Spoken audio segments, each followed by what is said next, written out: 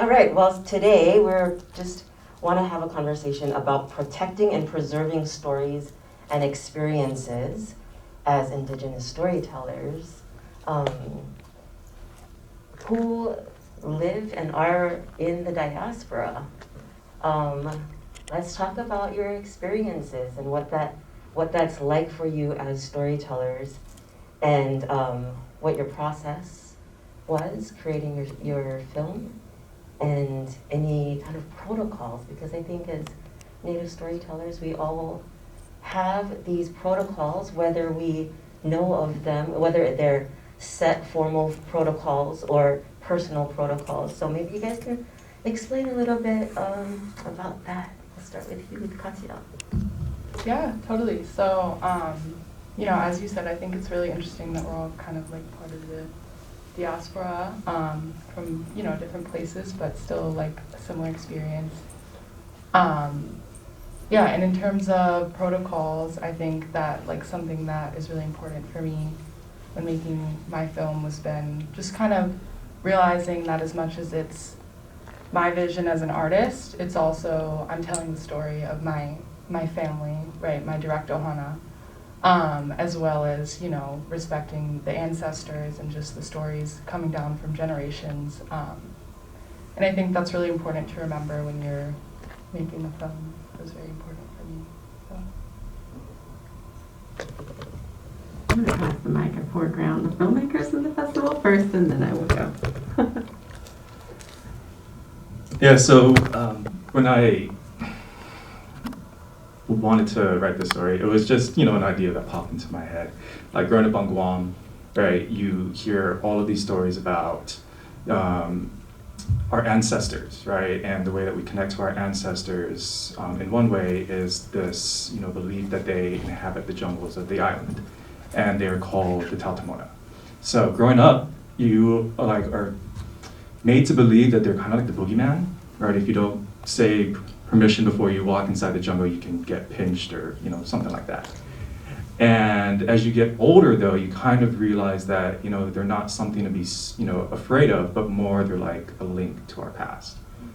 And it's, you know, they're meant to be revered, you know, respected. And so, you know, I was just kind of playing with, you know, both of those, you know, that dichotomy. And, you know, it's just something that I've always wanted to do, you know, and I try and do with my cousins growing up, right? We go into the jungle and try and see if we can find any of these Tautomona, right? And everyone has their own little stories, right? You know, encountering something that could be the Tautomona. And so it's just, you know, playing around with that idea. And then, you know, in terms of the process, right, you do have to be, you know, that was always in the back of my mind to make sure that we were respectful about how we were portraying them, because the Tautomona, I mean, there's no like set like visual like description of what they, you know, look like, right? Everyone has their own kind of idea of what it could be. And so I had my idea, and I tried to, you know, bring that, you know, as authentically as I could. I mean, you'll see me. We only had so much money. But you know, at the same time, right, it was, you know, just trying to make sure that, you know, we were doing as good a job as we could, you know, portraying them, you know, making it fun, but also at the same time being respectful. And even the places that we were filming, so we were filming in Retidian, which is this northern beach, this northern nature preserve, and there's all sorts of, you know, there used to be villages there back in the, you know, ancient Chamorro times. And so we just kind of, you know, wanted to make sure that we were being respectful of the areas that we were at. Yeah, pretty much it. I just appreciate being between both of you, because it's like, you know, Neil, and Katia, both of you, like I feel like I've kind of, you know, operated, you know, and worked things out like similarly to both of you, and it just, I think, speaks to the importance of why we should do these things on screen and in public, that it needs to be, these stories need to be shared and thought through, because we're not isolated, we're not, and that's what I think, like, colonial powers make you think, you know, that you're obsolete, or that you're, you know, you're something of the past, and really it's like we are here presently working things out.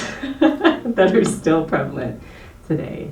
But yes, I have definitely covered this terrain of like personal story and going back to the site of my grandfather's store and speaking to all the Manamku in our village, the village that I left when I was so young, and realizing that the space, whenever I turned on the camera, turned on the audio, and we shared story, that there was a space being created that I always knew of, that touched me when I was very young too. And I also, second what Neil said about the way Taltamona kind of gets weaponized against us to make us, be wary of the jungle, or just make kids behave, or make pregnant women not go out at night, or whatever. But really, there are, if you ask anybody that still remained and learned their tradition, like my cousins, what they feel about the jungle, they will tell you really specific stories that aren't scary, that are just about a deep respect to the land and to their ancestry. What was I going to say about the space? Oh yeah, but the space that was coming alive whenever I would interview the Manamku, and I realized that we were creating a realm together in that moment, and there was a physicality to these memories, and it's something that I've worked on as an artist, and I'm just like, I know that I'm trying to, materialize a memory, but I'm like, that's what we do as island. That's what a lot of the belief structure is. So anyway, and then realizing that much later, and even now, I'm almost 40, and I'm just still unpacking this stuff. And being able to be like, you know what, I'm not crazy. I'm not the only one. And a little background, I also had the wonderful opportunity to run this program through the Pacific Island Ethnic Art Museum, co-curate with Director Lu Han, the Pacific Island Ethnic Art Museum, which is in Long Beach. And it's the only museum of its kind dedicated to the Pasifika people in the contiguous United States, and we have some amazing ancestor pieces. But I went in there having certain beliefs, but I'm telling you, like, some of the things and the protocols that we that we put into place, and when we actually sat down and started to invite artists to listen to ancestral objects like the pahu, like our laddie, like the michi. They spoke back, and the one that was the most talkative was actually the pahu, and still to this day it will beat and vibrate. So you call me crazy, but I just feel like it's probably the audience that wouldn't. So anyway, sorry I talked a lot. No, thank you. Thanks. That's also a reminder that the constant unpacking is constant, right? It's a continuous unpacking that we go through as artists, and also creating the space, right, of the atmosphere, the va that we experience, that we're trying to constantly materialize for ourselves, and that is part of the unpacking. You touched on this a little bit, but maybe one at a time, can we talk about the act of asking permission and what that's like for you? What does it look like? It goes hand in hand with protocol and process, but it's very specific, right? As Pasifika storytellers, so. Yeah, I think asking permission in Hawaiian culture is something that's so important. Like you chant Oli Aloha before entering sacred spaces a lot of the time. And I guess for me in my process when making the film, it was something that was very personal. It was about my family. So I think for me, asking permission was, speaking to them, but it was also checking in with my own intentions in making the film and just trying to create a story that represents, my direct ohana, my extended ohana, and like the community in, the right light and everything. Yeah. I'll do it again. Yeah, I was already talking about just in general, right? Like going into the jungle and needing to ask permission, and there's a certain prayer that you're supposed to say, and the kid in the Film says it to himself. But you're supposed to do it before you go in, right? He said it a little bit too late. And there was also that, that idea of, just kind of seeking permission to even show the Tautomona, on screen. That I could, see it in the back of my head, some people getting really offended about that. And so, just, making sure again that, you're doing this with the right intentions. And, fortunately, because, again, we can't show too much, or I didn't want to, that kind of, also helped, preserve that mystery. And, we even kind of set it as part of our schedule, right, when we were shooting to, at the very beginning, when we were about to go into the jungle, because there's other scenes, other places, right, but when we were getting ready to shoot those scenes in the jungle, our producer, Miracle, right, she wanted to set up where one of the traditional Chamorro groups, like, I'm not sure how you would, officially describe him, but, he would come and he would say a prayer. And, and bless us and bless the jungle, right, so that way we could go in. But she told me, on that day that he wasn't able to make it to the shoot, so he said his prayer someplace else on the island. And I was like, okay. Right, I have no idea if he even said it or not, but that's what she said. And so, it was just at least, making that effort, right, and that understanding. So it is a big, an important thing to consider, right? And I'm glad that we did it. And even like when we were shooting in the jungle, right, these kids, they're like 10 years old, right? They're all running around, dancing and singing and, right, just being kids. And I'd have to, like yell at them and be like, hey, we're in the jungle, right? Be respectful, right? And so, yeah, that is always, there's a good way to, like kind of keep them in check. Right. Sometimes the way that we communicate with the ancestors looks different. A child might, like operate with that joy.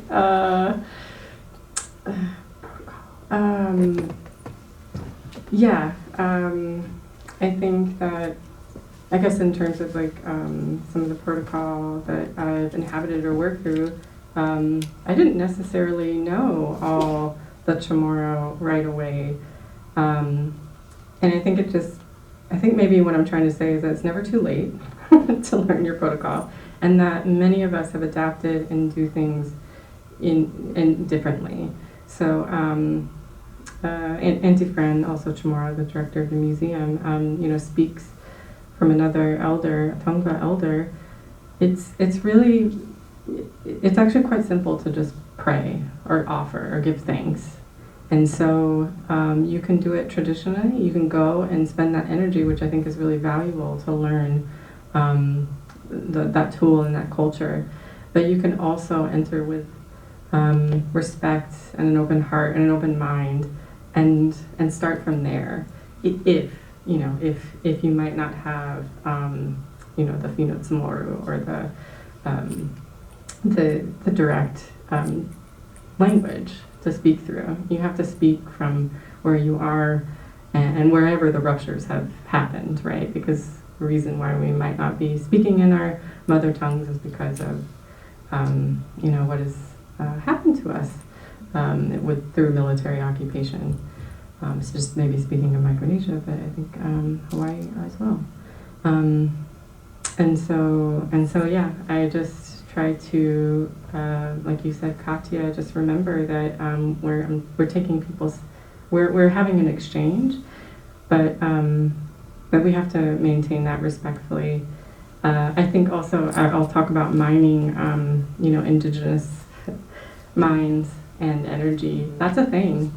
You get asked a lot to do things, or other, in our First Nations will be asked many things, and you have to just remember to give people the time and the headspace to respond. And if you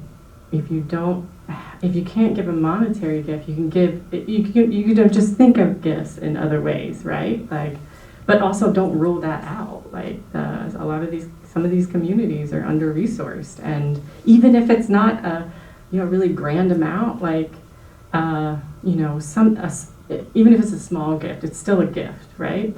That shows that you actually respect that.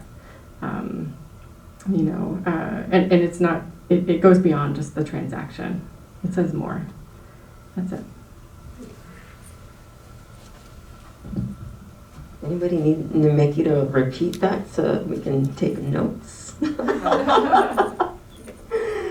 Mahalo for sharing your mana'o, you guys. So when you have a practice of permission, you already have the humility to understand that this is not entirely my story to tell, right? And that's where a lot of these mistakes happen that we see in Hollywood. Prime example, Tuki Kume Aloha. But then that's, that kind of, how do we move and navigate through those spaces and with other storytellers that belong to Hollywood, that want to tell our stories, that are going to tell our stories with or without our permission. How do you guys feel about that? I think that one of the things that's so important in thinking about that issue is just empowering, Indigenous people to tell their own stories, because we have quite a bit of Hollywood stories, like Haole people telling those stories already.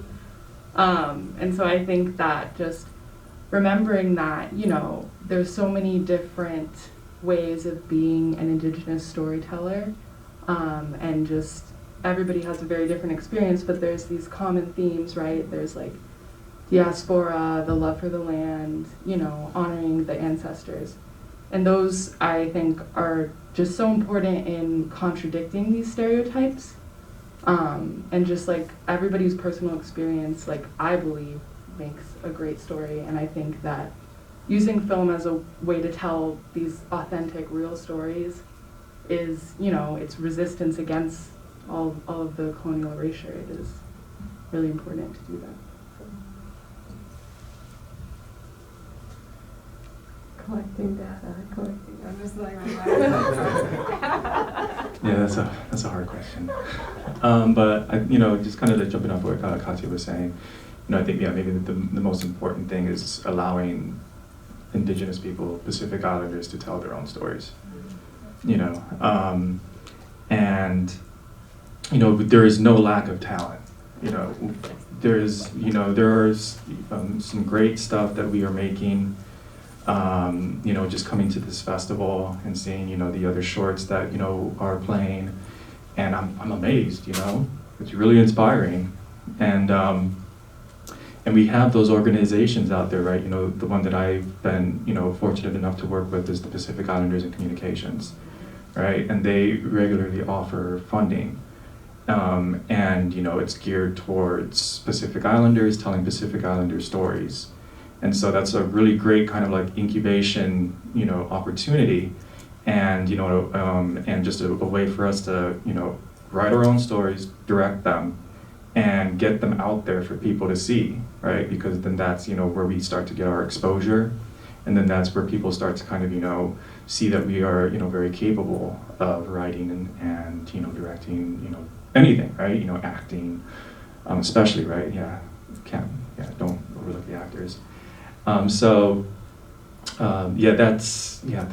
the only thing that I can really think of. But that's really big.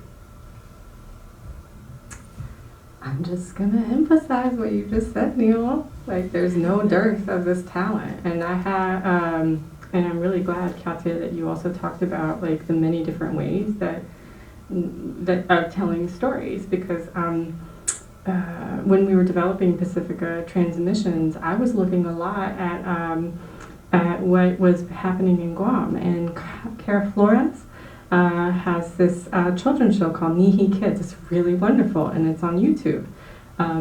Basically, it's all community members, and it's just such a simple preface. Children speak to their manamku, their elders, ask them questions, and the elders answer. It's like really wonderful, and it's just the production. There's still a great amount of production that goes behind it, but it's very simple.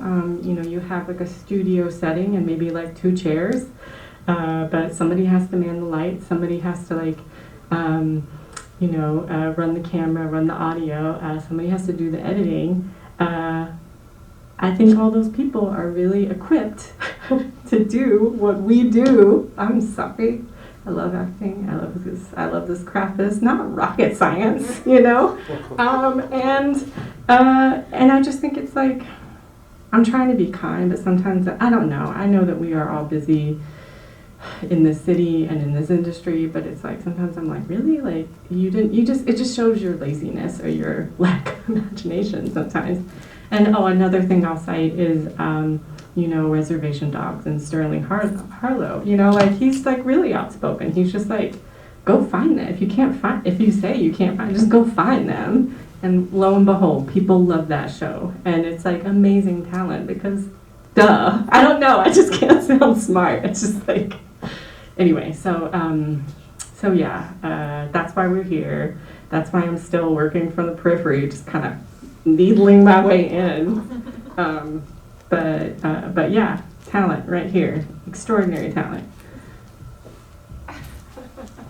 Thank you. Huge shout out to Pacific Islanders in communication and Armed with a Camera. And we want to also acknowledge mahalo to our aloha nui for Leanne, you know, who has passed. Micki, can you share with everyone a little bit about Armed with a Camera, AWC? Oh, yeah. Is it? My Rolodex. Let me see. Armed with a Camera is a really fantastic program for emerging filmmakers. You should apply. It's more than just monetary substance. It's like you grow with the community. You could do this too. You just apply. But we should be opening the submissions soon, I think, for the next fellowship year. But you come in with a cohort, and you get to work with mentors like me and Ann Kaneko, who is our director, opening night, Milton Liu, wonderful producer and writer of Lucky Grandma, and many more things.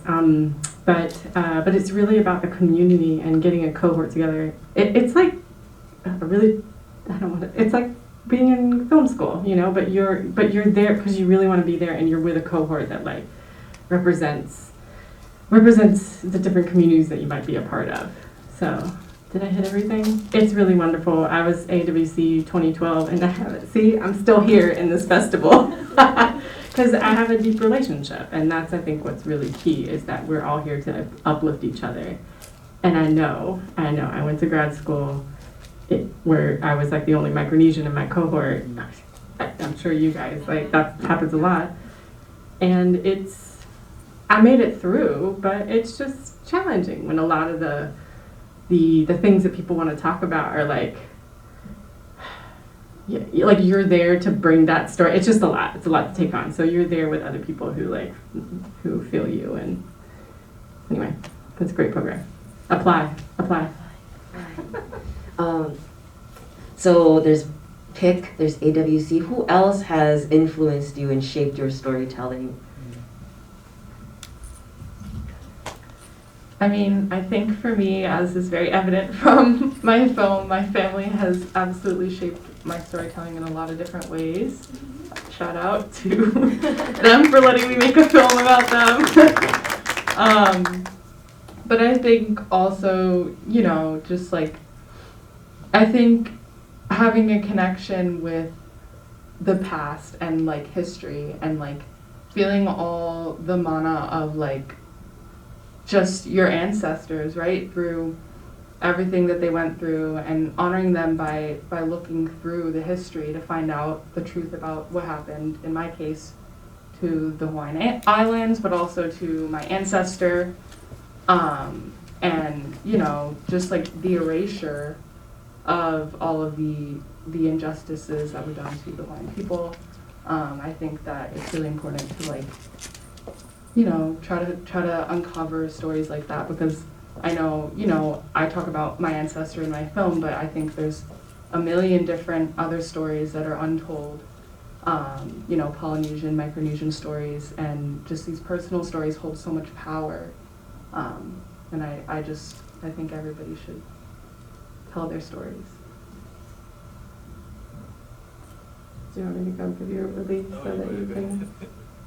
I just wanted, because I keep handing it to you, because I want to foreground the filmmakers, but I also feel like I'm like, No worries. yeah. Yes, family has always inspired my creation. I'm like expecting one day that they'll just be like, stop. But they keep letting me take photographs of them, record them. So I'm like, sorry, you're doing this to yourself. And no, no, but for my AWC film, I went, you know, into the San Diego community because we have the largest off-island diaspora community, and I really wanted to know more about these people. And I was like coming at that point from Georgia, and so I also wanted to get in there, you know, and just meet people. And I met, you know, like distant relatives and close relatives, you know. So, but also I met a really fascinating craftsman, and we've continued a relationship to this day. And he, you know, he's dedicated to basically ensuring that once again we will be able to see 500 sails in our ocean, you know, in our ocean waters, because that craft, you know, really took a hit after the Spanish colonial period. And so, so yeah, I think it's the people that I meet and the questions that I think I've just always been curious. So I've been really little. Like even when you're away from home, like we would have these books that would be like War in the Pacific books, and I would just look through and just, I don't know, my parents weren't paying attention to what I was looking at, you know, but I was just like, this is supposed to be our home. Why are these people doing this to us, and what's going on, you know? And I think that those questions still, I still have a lot of them to this day.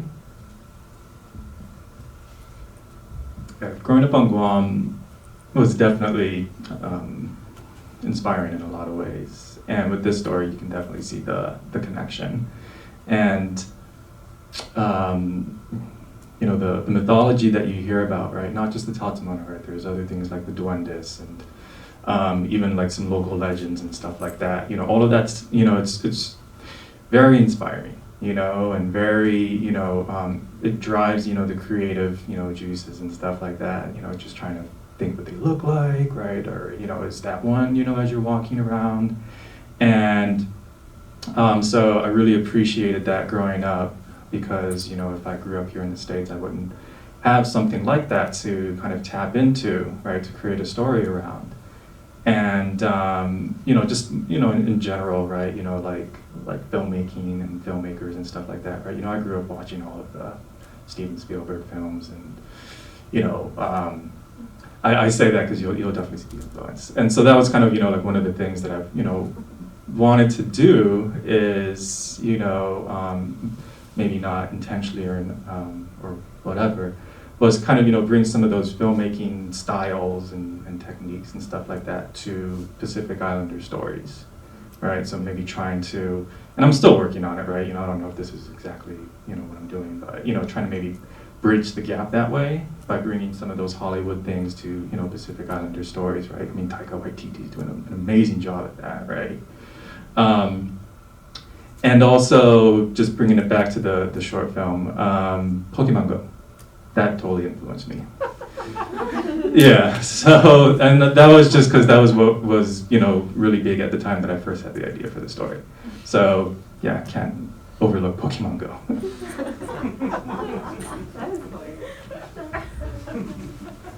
Thank you. Okay, well, so what's next for you all? What's on the docket? What are your future plans? Any films?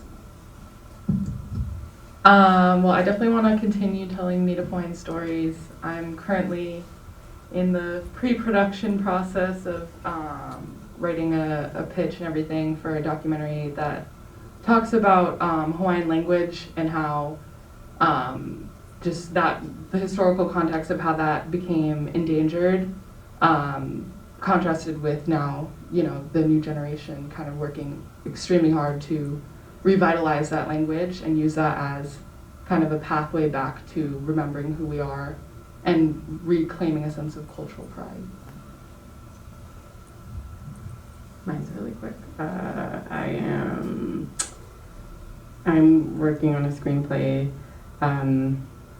about, really it's about our family. I'm trying to also like make sure that I'm not like, it's inspired by my experience with my grandmother's visits to rural Georgia and some of the hijinks that ensued. So, coming soon. Cool. At the moment, or since making this one, I was able to make another short film for Pacific Islanders and Communications. That's also doing the festival circuit, I guess you could call it. I thought they might have applied it to this film festival, but apparently not. Or maybe it didn't get in. But that one is about the Couture and Chamorro Foundation down in Long Beach. So they are a cultural organization, and they saw their activities, you know, like every other organization, disrupted by COVID. And so they decided to meet online and create this in-language chant virtually, right? And so it was just documenting that process. So kind of, you know, just also doing this with that film, and then, yeah, you know how it goes, you're always writing. So, you know, we'll see what lands first. That film's you. I love that film. It made me cry. Oh, we have some time to take questions from the audience. Are there any questions for the artists? Yes, Mom. So, you know, in Hawaiian culture, we have the concept of kuleana, which means, you know, you have a responsibility to tell the stories of the past, but not everybody feels that, and there are certain people who are either chosen or they feel it. And in our culture, you know, it's an investment of time to listen to the Kapuna talk story. You know, it's not, like you said, it's a different headspace. How have you guys navigated that? Do you have that in your culture as well? And how do you make time? You know, it's like code switching, you know, like you have to go into a different space. How do you make time for that when you're kind of like New York, LA type A people, you know? Thank you.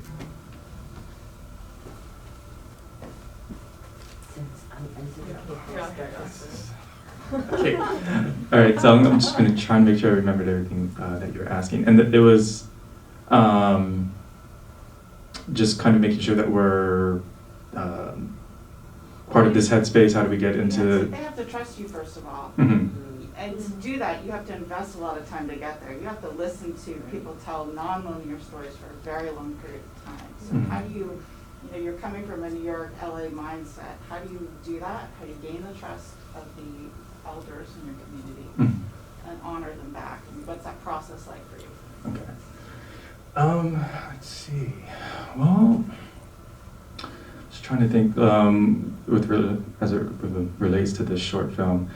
You know, I grew up on Guam, you know, and, you know, I have, you know, ties back there. And so when I went back to shoot this, you know, we just kind of, you know, made sure that, you know, we had as much of a, you know, involvement as we could, or get people involved as we could that, you know, were culturally, you know, relevant or could, you know, provide us some feedback and some guidance. And you know, we did. And, you know, that's kind of what, you know, made me feel like, okay, I can continue going forward with this because I haven't gotten any, you know, real serious pushback or, you know, anything like that. So they all seemed very supportive and understanding of the story that we were trying to tell. If I did that again, you know, I would want to go through that same process because, you know, that's, even if, you know, in any, you know, scenario where it's, you know, say becomes successful off island, right? You know, but if people on Guam pander, you know, they hate it, you know, for those reasons that I'm not being culturally sensitive or, you know, anything like that, then that would really, you know, eat at me. And, you know, I would never try and sell out, you know, my culture, my island, you know, for any, you anything out here. And I mean, because I'm from Guam, LA, I've only been here for a few years.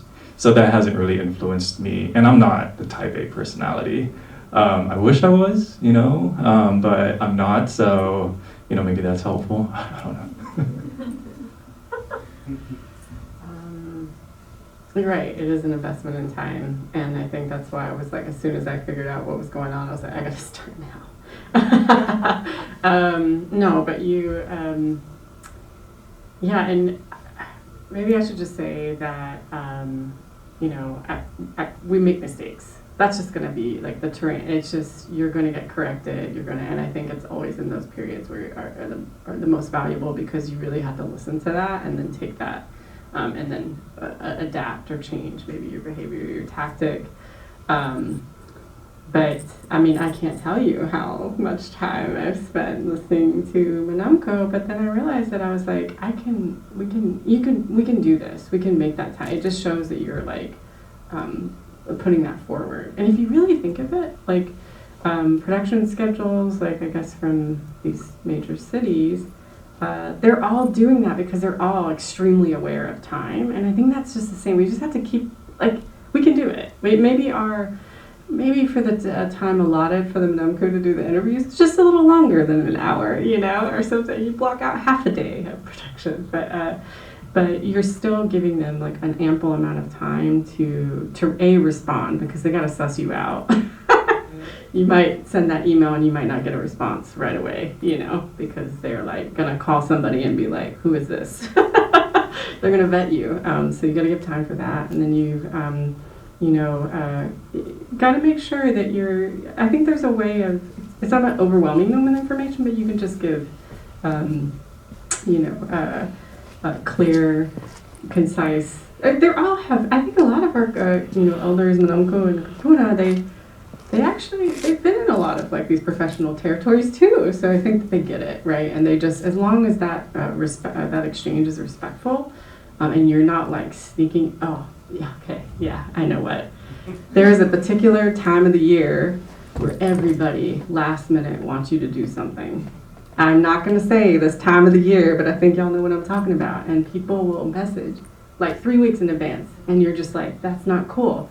That is not cool. That is like, you got to give us, you're talking about, you're trying to get elders to be involved. Like, don't do this to them. Like, give them, like, this is in your calendar. It's going to be the same year, the same month that year.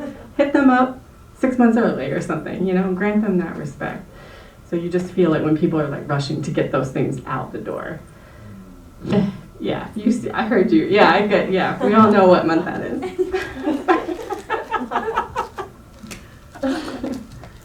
Yeah, I think for me, my process with that is kind of creating a relationship before sticking a camera in someone's face a little bit. I think like creating that genuine trust and kind of letting them know what your intentions are, what your vision is, before doing that, so there's a sense of trust, and so they know that you're trying to tell a story in a genuine way, that you're not just trying to, make a dishonest portrait of something.